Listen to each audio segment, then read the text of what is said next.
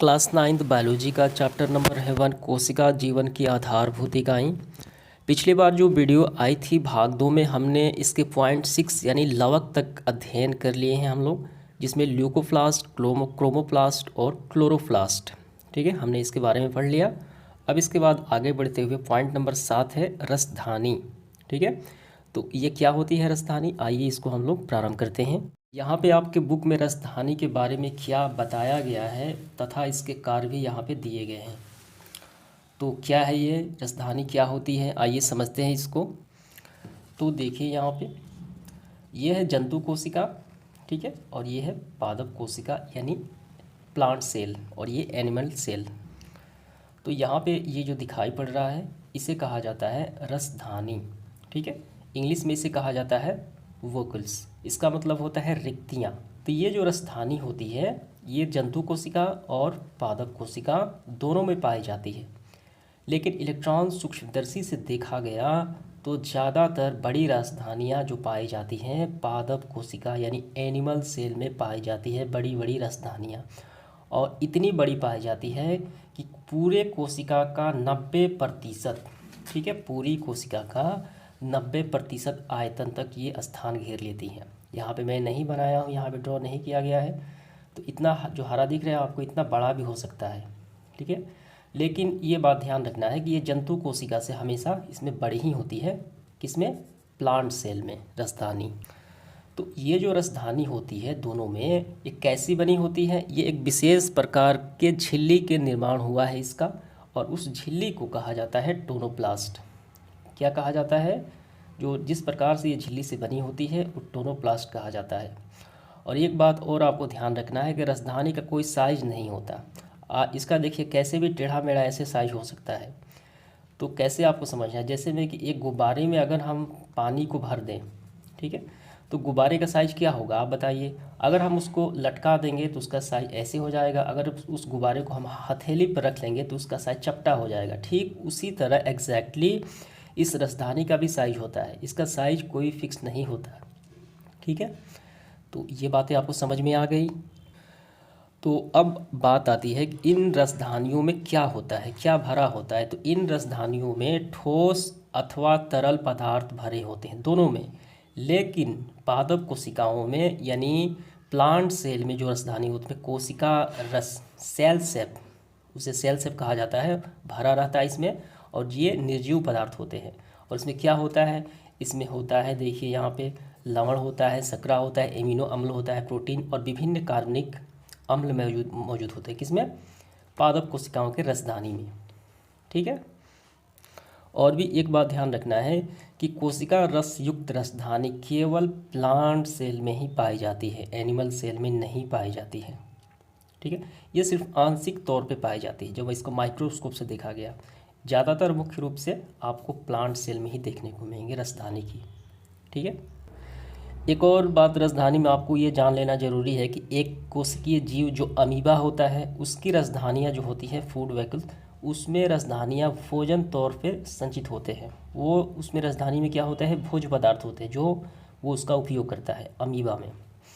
तो यही है रसधानी, आपको समझ में आ गया होगा। तो आइए इसके हम लोग कार्य अब देखते हैं। तो पहला कार्य है जंतु कोशिका में। जंतु कोशिका में यह जल संतुलन का कार्य करती है। यह क्या करती है, जल को बैलेंस करने का काम करती है, जल की मात्रा को, ठीक है, वो अनबैलेंस ना हो जाए, उस संतुलन का कार्य करती है जंतु कोशिकाओं में। दूसरा, कोशिका रस में मौजूद विभिन्न पदार्थों को कोशिका द्रव से अलग करती है। जो तरल पदार्थ भरा होता है उसे कोशिका रस कहा जाता है। तो इसमें जो पदार्थ भरे होते हैं उसको कोशिका द्रव से, जो सेल में जो कोशिकाओं में जो बाहरी तौर पे बिखरे होते हैं, ठीक है, इसी में सारे अंग तैर रहे होते हैं, उससे वो अलग करती है उन पदार्थों को। तीसरा, कुछ एकल कोशिकीय जीवों में विशिष्ट रसधानियाँ कुछ अवशिष्ट पदार्थों को शरीर से बाहर निकालने का सहायक होती है। ये अमीबा में जो अवशिष्ट पदार्थ होते हैं, वेस्ट प्रोडक्ट होते हैं जो उनके शरीर में बनते हैं, वो ये रसधानियाँ उन वेस्ट प्रोडक्ट को बाहर निकालने का ये कार्य भी करती है, परिवहन का भी कार्य करती है। चौथा, प्लांट सेल में ये स्फीति तथा कठोरता प्रदान करती है। स्फीति का मतलब होता है संकुचन, थिथिलन, ठीक है, जिसमें जैसे रबड़ के देखिए, जैसे रबड़ हो गया, ठीक है, खींचे तो वो खींचा जा सकता है। ठीक है, लचीलापन तथा कठोरता ये दोनों ये प्रदान करती है। ठीक है, तो ये हो गया राजधानी के कार्य। अब हम देखेंगे तारका या सेंट्रोसोम ये क्या होते हैं। तो ये सेंट्रोसोम क्या होता है, तो ये जंतु कोशिका में केंद्रक के पास एक छोटी सी चमकदार क्षेत्र होता है। ठीक है, जिसमें एक या दो से सूक्ष्म रचनाएं होती हैं, जिसे सेंट्रोसोम कहा जाता है। इसकी रचना कैसी होती है, बेलन जैसी इसकी रचना होती है। यहाँ पे देखिए, तो ये कौन सा है, ये जंतु कोशिका है और ये केंद्रक के पास ये रचना है, इसे कहा जाता है सेंट्रोसोम। और सेंट्रोसोम जो होता है तो इसमें एक या दो सूक्ष्म रचनाएं भी होती हैं इन्हीं के पास, जिसे इसे एक और नाम से जाना जाता है, इसे सेंट्रियोसोम कहा जाता है। और प्रत्येक सेंट्रियोसोम के चारों ओर धागे की तरह कई रश्मियाँ दिखाई पड़ती हैं और इलेक्ट्रॉन सूक्ष्मदर्शी से जब देखा जाता है तो बेलन की तरह ये दिखाई पड़ती है और चारों 9 धागे जैसी आकृतियाँ बनी होती है, जिसे वृत्तीय क्रम में व्यवस्थित होती है। ठीक है, ऐसे गोल गोल व्यवस्थित क्रम में ऐसे यहाँ पे देखिए होता है। वो मुख्य रूप से कोशिका विभाजन का कार्य करता है। कोशिका विभाजन मतलब होता है कोशिका का विभाजन होकर, ठीक है, एक नई कोशिका का निर्माण जब होता है एक कोशिका से, वो कोशिका विभाजन कहलाता है। और ये प्रत्येक दिन होता है। मानव शरीर में सबसे ज़्यादा जो लीवर है वहाँ पे कोशिका विभाजन ज़्यादा होता है। ठीक है, आपने छिपकली का पूंछ देखा होगा, कट जाएगा तो फिर दोबारा आ जाएगा, क्यों, कोशिका विभाजन ज़्यादा होता है छिपकली में। मानव मस्तिष्क में कोशिका विभाजन नहीं होता, क्योंकि वहाँ पे सेंट्रोसोम पाए ही नहीं जाते, सबसे ज़्यादा पाया जाता है लीवर में। तो सीधे सीधे आपको यही समझना है कि कोशिका विभाजन सेंट्रोसोम के कारण ही होता है। अगर सेंट्रोसोम नहीं होगा तो कोई भी नया अंग क्षतिग्रस्त हो जाएगा, तो वो दोबारा नहीं बनेगा, मृत्यु हो जाएगी। जो मस्तिष्क में सेंट्रोसोम नहीं पाए जाते हैं, कोशिका विभाजन में कार्य करता है। ठीक है, और क्या है इसका, और इसका कार्य है कोशिका में फ्लैजिला और सीलिया के बनने में भाग लेती है। यह कोशिका का प्रजनन अंग कहे जाते हैं। तो यहाँ पे देखिए, ये फ्लैजिला और सीलिया क्या है, तो एक कोशिका का एक अंग होते हैं, विशेष अंग होते हैं। ठीक है, ऐसे जो बाहरी तार के जरा होते हैं वो सीलिया कहलाती है, और लंबे एक जो तार होता है, ठीक है, पूंछ की तरह, वो फ्लैजिला कहलाता है। ये दोनों अंग होते हैं, ये कोशिका में प्रजनन अंग, ये कोशिका का क्या कहते हैं, प्रचलन अंग कहलाते हैं, यानी कोशिका को गति प्रदान करने वाले अंग, लोकोमोटरी ऑर्गन्स इसे कहा जाता है। तो इनके बनने में भी ये सेंट्रोसोम काफ़ी मदद करते हैं। तो आपको क्या समझ में आया, केंद्रक के पास एक बेलन जैसी रचना होती है जो सेंट्रोसोम कहलाती है, और इसका कार्य है कोशिका विभाजन में मदद करना। अब हम देखेंगे इसका बिंदु नंबर 9, माइक्रोट्यूबुलस क्या होता है, यानी सूक्ष्म नलिकाएं। माइक्रोट्यूबुलस छोटी छोटी नलिकाएं रचना है। ठीक है, नलिका के आकार की रचना है जो कोशिका द्रव में पाई जाती है। तो यहाँ पे देखिए माइक्रोट्यूबुलस सूक्ष्म नलिकाएं, ये रहा, कहाँ पाई जाती है, तो ये है कोशिका द्रव और इसमें पाई जाती है माइक्रोट्यूबुलस। तो इसका काम क्या है, आइए इसको हम लोग देखते हैं। तो इसका काम देखिए क्या है, ये कोशिका विभाजन के समय स्पिंडल निर्माण में भाग लेती है। तो ये स्पिंडल एक फाइबर कहलाता है। ठीक है, क्या होता है, स्पिंडल फाइबर तंतुओं का बना एक नेटवर्क होता है। ठीक है, जो कोशिका विभाजन की प्रक्रिया में ये बनता है। तो इसके निर्माण में ये कार्य करता है कौन, माइक्रोट्यूबुलस। और दूसरा कार्य क्या है, सेंट्रियोल, सीलिया, फ्लैजिला आदि के निर्माण में भी ये भाग लेता है। तो सीलिया और फ्लैजिला मैंने आपको बताया है ये क्या है, ये कोशिका में गति प्रदान करने वाले अंग ये माने जाते हैं। सीलिया और फ्लैजिला ये सेंट्रोसोम में बनते हैं और ये कोशिका के गति प्रदान करने वाले अंग कहलाते हैं, चाहे वो प्लांट कोशिका हो चाहे एनिमल कोशिका हो, ये दोनों में ये पाए जाते हैं। सीलिया और फ्लैजिला अंग्रेजी शब्द हैं। सीलिया का मतलब होता है पक्षमाप होता है, और इसके बाद फ्लैजिला का क्या मतलब होता है, कक्षाभिकाएँ, इसका मतलब होता है कक्षाभिकाएँ हिंदी। और ये कोशिका में गति प्रदान करने के कार्य करते हैं, एनिमल सेल हो या प्लांट सेल हो। इसके बाद हमारा अगला जो बिंदु है केंद्रक या न्यूक्लियस। तो ये जो केंद्रक होता है ये कहाँ पाया जाता है, कोशिका द्रव के बीच एक बड़ी गोल गाढ़ी संरचना पाई जाती है जिसे केंद्रक या न्यूक्लियस कहते हैं। और ये केंद्रक जो है कोशिका के सभी जैविक क्रियाओं का क्या करता है, नियंत्रण करने का ये कार्य करता है। ठीक है, यहाँ पे देखिए ये क्या है, ये पूरा कोशिका द्रव है और उसमें सारे अंग हैं, और ठीक इस कोशिका के ठीक मध्य में ये कहा जाता है न्यूक्लियस यानी केंद्रक, और इसके अंदर पाया जाता है केंद्रिका। तो वो हम बाद में पढ़ेंगे, पहले हम ये पढ़ेंगे केंद्रक। तो इसकी स्थिति आपको समझ में आ गई। ठीक, इसके सेंटर में होता है, मध्य में होता है कोशिका का। तो यहाँ पे ध्यान देना है, सभी जीवित कोशिकाओं में केंद्रक क्या होता है, मौजूद रहता है। ठीक है, यानी सभी यूकैरियोटिक कोशिकाएं जो होती हैं, पादप कोशिका और एनिमल सेल, ये दोनों में पाया जाता है। लेकिन प्रोकैरियोटिक कोशिकाओं में ये नहीं पाया जाता, जो जीवाणुओं में होती है उसमें केंद्रक अनुपस्थित होता है। और ये इसकी देखिए, अब यहाँ से संरचना हम देखेंगे। इसके चारों ओर दोहरी परत की एक झिल्ली होती है जिसे केंद्रक कला या केंद्रक झिल्ली कहा जाता है। ये सबसे बाहरी आवरण देखते हैं ये आप, ये पहली झिल्ली हो गई ब्लैक वाली, और ठीक इसके ऊपर है एक केंद्रक झिल्ली। इसे क्या कहा जाता है, केंद्रक झिल्ली कहा जाता है। देखिए ये पहली झिल्ली और ये दूसरी झिल्ली, इसे केंद्रक कला या केंद्रक झिल्ली कहते हैं। तो इसमें अनेक केंद्रक छिद्र रहते हैं। इन छिद्रों के द्वारा केंद्रक द्रव कोशिका द्रव के बीच पदार्थों का आदान प्रदान होता है। तो ये देखिए छोटे छोटे यहाँ पे छिद्र बनाए गए हैं। ठीक है, केंद्रक के अंदर जो द्रव होते हैं और कोशिका के बाहर जो द्रव होता है, उनके बीच पदार्थों का आदान प्रदान इन्हीं छिद्रों के माध्यम से होता है। प्रायः एक केंद्रक हर जीवित कोशिका में पाया जाता है, लेकिन कुछ कोशिकाओं में एक से ज़्यादा केंद्रक पाए जाते हैं। ये बात आपको ध्यान रखना है कि प्रत्येक कोशिका में केंद्रक पाया जाता है और कुछ कोशिकाओं में इसकी संख्या ज़्यादा भी हो सकती है। ठीक है, और देखिए यहाँ पे इस पूरे केंद्रक में एक पाया जाता है अंग केंद्रिका। तो अगला बिंदु जो हमारा होगा वो केंद्रिका ही होगा। इस तरीके से आपको संरचना यहाँ पे देख लेना है।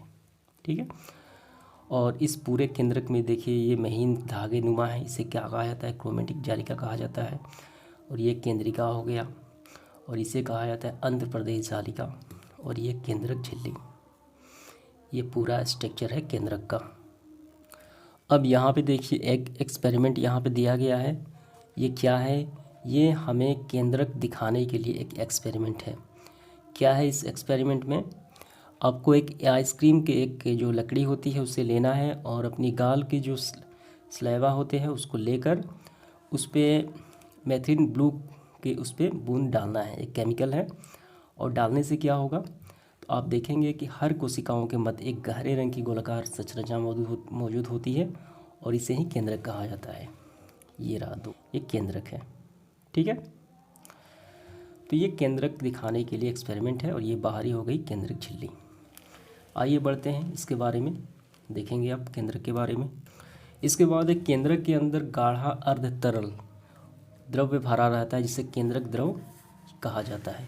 इस पूरे के अंदर क्या भरा रहता है, केंद्रक द्रव भरा रहता है। और ये केंद्रक द्रव क्या करते हैं, इन कोशिका के जो कण होते हैं इनके माध्यम से कोशिका द्रव और केंद्रक द्रव पदार्थों का आदान प्रदान होते रहता है।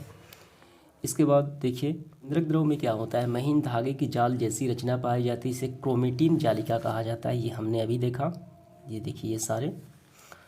तो ये क्या करते हैं, डीऑक्सीराइबोस न्यूक्लिक अम्ल यानी डीएनए एवं प्रोटीन से बने होते हैं। कौन, क्रोमेटिन जालिका।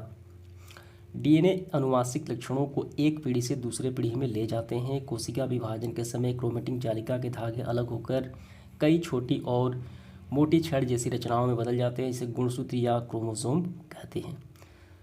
ठीक है, तो कौन बदल जाते हैं, क्रोमेटिन जालिका।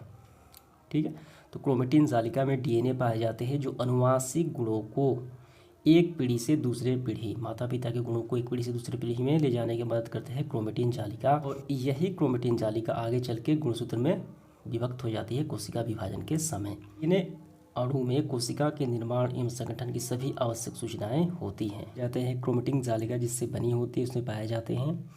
तो ये अणु, ये डीएनए अणु में कोशिका के निर्माण एवं संगठन सभी आवश्यक सूचनाएं इसमें होती हैं। और डीएनए के क्रियात्मक खंड को जीन कहते हैं। तो यही जीन क्या करते हैं कि पैतृक लक्षणों को, गुणों को, सूचनाओं को एक पीढ़ी से दूसरी पीढ़ी में भेजने का कार्य करते हैं। अतः डीएनए को अनुवांशिक पदार्थ तथा जीन को अनुवांशिक इकाई कहते हैं। 5 कार्य है केंद्रक के। केंद्रक कोशिका की रक्षा करता है और कोशिका विभाजन में भाग लेता है। केंद्रक की अनुपस्थिति में कोशिका विभाजन संभव नहीं है। ये पहला कार्य हो गया। केंद्रक कोशिका के भीतर संपन्न होने वाली सभी उपापचयी क्रियाएं, दैनिक क्रियाएं जो होती हैं, आवश्यक जैविक एवं तथा रासायनिक क्रियाओं का नियंत्रण करने का कार्य करते हैं। यानी ये कोशिका के जो दैनिक कार्य होते हैं वो नियंत्रण करने का कार्य करता है, जैविक कार्य को। कुछ जीवों में कोशिका जनन महत्वपूर्ण भूमिका निभाती है, यानी कुछ जीवों में ये कोशिका जो है कोशिकीय जनन, कोशिकीय रिप्रोडक्शन यानी नए सेल का बनने में ये महत्वपूर्ण भूमिका निभाती है न्यूक्लियर। चौथा कार्य, यह कोशिका के विकास और परिपक्वन को निर्धारित करता है, कोशिका के विकास में और उसको बढ़ने में, ठीक है, उनको विकास कराने में ये मदद करता है। पांचवा, केंद्रक जो होता है प्रोटीन संश्लेषण के लिए आवश्यक कोशिकीय आरएनए उत्पन्न करता है। तो प्रोटीन बनने के लिए जो आवश्यक आरएनए होता है ये कौन उत्पन्न करता है? केंद्रक। हम देखेंगे इसका आखिरी बिंदु, केंद्रिका। केंद्रक के अंदर कोशिका द्रव में छोटी सी गोलाकार अंडाकार रचना होती है, इसे केंद्रिका कहा जाता है। कम क्रिया करने वाली कोशिकाओं में यह छोटी होती है या पाई ही नहीं जाती, लेकिन सक्रिय स्रावी कोशिकाओं में ये बड़ी होती है, संख्या 1 या अनेक होती है।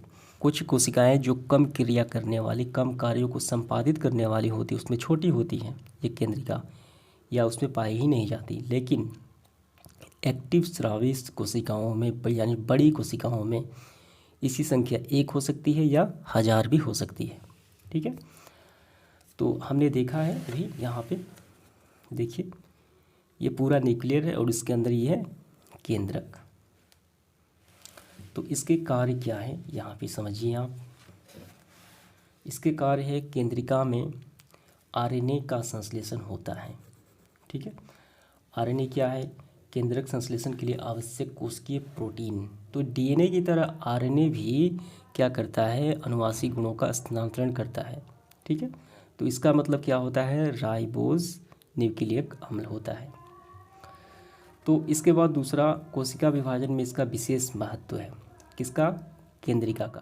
बाद हम लोग प्रारंभ करेंगे गुणसूत्र या क्रोमोसोम क्या होते हैं। देखिए यहाँ पे एक सामान्य कोशिका के केंद्रक में क्रोमोसोम महीन, लंबे तथा अत्यधिक कुंडलित धागे